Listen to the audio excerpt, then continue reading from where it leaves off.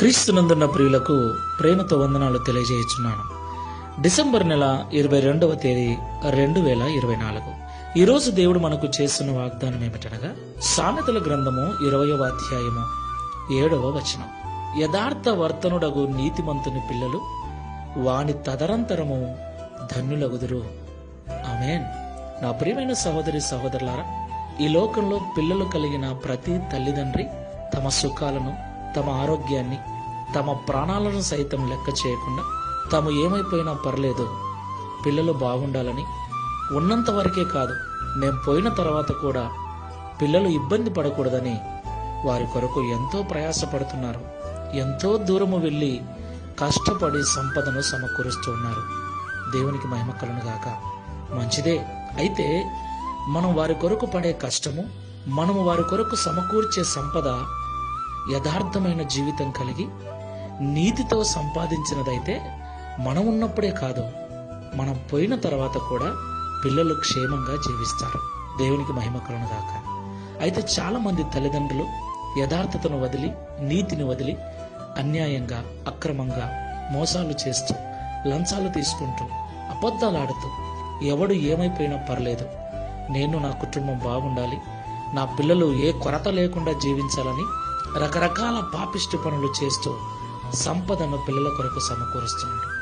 ప్రియులారా, మనం సంపదను సమకూరుస్తున్నామని అనుకుంటున్నాం, కానీ ఇలాంటి జీవితంతో మనము సంపదను సమకూర్చడం కాదు కదా, వారి కొరకు పాపాన్ని సమకూరుస్తూ ఉన్నాం.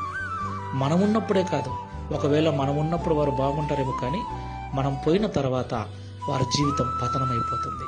కాబట్టి పిల్లలు కలిగిన తల్లిదండ్రులమైన మనము యథార్థమైన జీవితాన్ని, నీతివంతమైన జీవితాన్ని జీవిస్తూ కాస్త కూడబెట్టినా సరే పిల్లలు మనం పోయిన తర్వాత కూడా క్షేమంగా జీవిస్తారు. ఒకసారి పరిశీలన చేసుకొని ప్రార్థన చేసుకో. ప్రేమ స్వరూపుడా, పరిశుద్ధుడా, మీకు వందనాలు. అవును తండ్రి, మా జీవితం ఏమైపోయినా పర్లేదు, పిల్లలైనా బాగుండాలని వారి కొరకు ప్రతి తల్లిదండ్రి ప్రయాసపడుతున్నారు. ఉద్యోగాలు చేస్తున్నారు, వ్యాపారాలు చేస్తున్నారు, వ్యవసాయం చేస్తున్నారు. అయితే క్రైస్తవ తల్లిదండ్రులమైన మేము మా పిల్లల కొరకు సమకూర్చే ధనమును, మా పిల్లల కొరకు సమకూర్చే సంపదను యథార్థమైన జీవితంతో, నీతితో సంపాదించాలని మాతో మాట్లాడారు.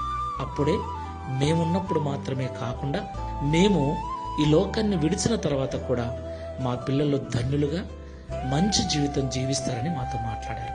ఈ ప్రార్థనలో ఏకీభవిస్తున్న క్రైస్తవ తల్లిదండ్రులమైన మేమందరము కూడా మా పిల్లల కొరకు మేము ఎలాంటి ప్రయాస పడుతున్నామో, వారు బాగుండాలని ఎంతగా ఆశపడుతున్నామో, ఈ మాటల ద్వారా మమ్మల్ని మేము పరిశీలన చేసుకుని ముందుకు వెళ్ళటకు సహాయం చేయమని, తద్వారా ఈ దిన వాగ్దానము మా పిల్లల జీవితంలో నిశ్చయముగా నెరవేర్చబడినట్లు యథార్థమైన జీవితమును, నీతివంతమైన జీవితాన్ని మాకు ప్రసాదించమని యేసు క్రీస్తు వారి నామంలో ప్రార్థించి వేడుకుంటున్నాము తండ్రి.